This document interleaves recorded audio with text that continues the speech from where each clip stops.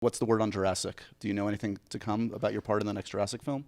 I know something. I can't divulge. Okay. We're here in Sundance with the stars of The Mountain, Jeff Goldblum, Tye Sheridan. It's good to see you both. It's good to see you, You too. Josh Horowitz. This is quite a movie. I've had the privilege of checking this one out. It is unlike anything you will see at Sundance or probably this year at the cinema. That's so nice of you to say. When did you see it? I saw it a couple weeks back. Did you? Now talk to me. How did you describe this film to friends and family? You're doing The Mountain. What are you working on? How would you even describe this thing? I sometimes use the word bizarre because it is bizarre. It's a strange movie about two men in the Pacific Northwest in a car going on a tour to post-war mental clinics, and this guy plays a lobotomist, and I'm his traveling assistant / photographer. And the movie, I think, sometimes explores some morbid stuff. Yeah, to say the least. What attracted you when you're reading the script to this one? What jumps out at you, Jeff? Well, so many things. That's the meat and potatoes version of it. But you've got religious insane zealots. Mm-hmm. You've got Udo Kier, who's his dad. Yeah.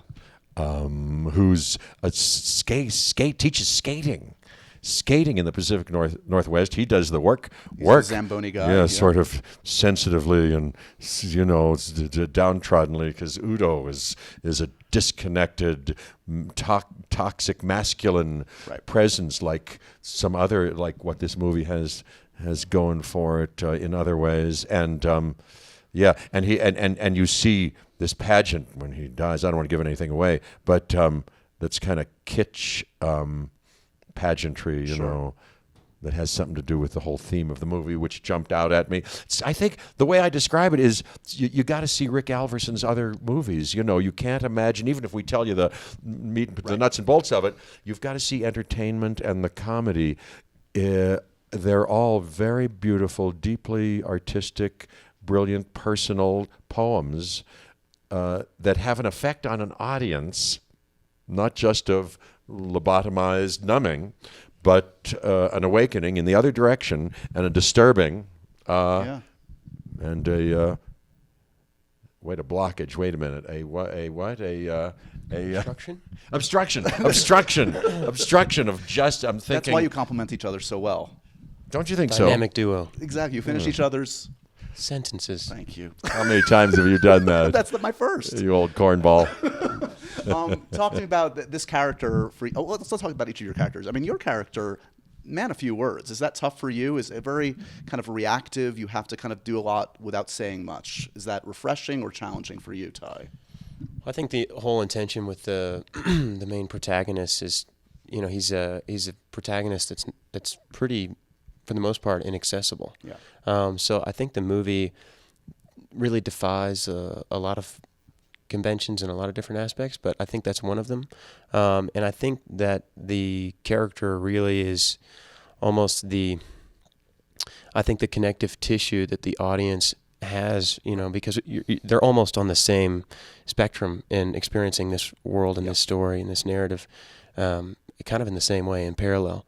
And I think he's a guy that obviously is curious and inquisitive about the world, and the movie is a lot about sexuality and male and female roles and identities and how we have these standards in our society, and these sometimes you have these roles that people try to put them into a box. Yep. And sometimes it's a little bit more complex than that, but I think it was, I don't speak a lot. I think there's, but I don't know, I guess from the very beginning, we knew that was the intention. So Sure. It was something we were really interested and excited to explore, I think. For you, Jeff, this guy is an extreme kind of character. He's a lobotomist. Can you base any aspect of this character on people you've known? I mean, hopefully you don't have lobotomists in your life, I would presume, Jeff. But are there aspects of this character that you can draw upon from your own experience? Well, I'll tell you from my own experience, and but it's taken from sprung from a real life character. Walter Freeman, if one looks him up, was the lobotomist who introduced the procedure and then refined it, so-called, by doing going in through the eyes. It had been done through there. But anyway, there was a real guy. You can see documentaries on him and see his footage of him doing it, which we recreated a little bit, and read about him. So, I looked at that. And then my dad was a doctor, And when doctors in those days, even that short time ago, may I say, were figures of authority and in our household, masculine...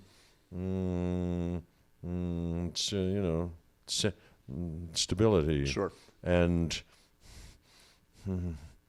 it's all sorts of things, that this movie explores. But I love that this movie has to do with America, and the American shadow character. Don't you? Did all that occur to you too? It's one of those films that, as you said, like, to describe the plot is to almost not to do it a service. It is a tone poem, kind of, as you said. Yes, it's really about the experience more than the facts of the matter. Yeah, and I was thinking this morning, con men. It's about con men and the American,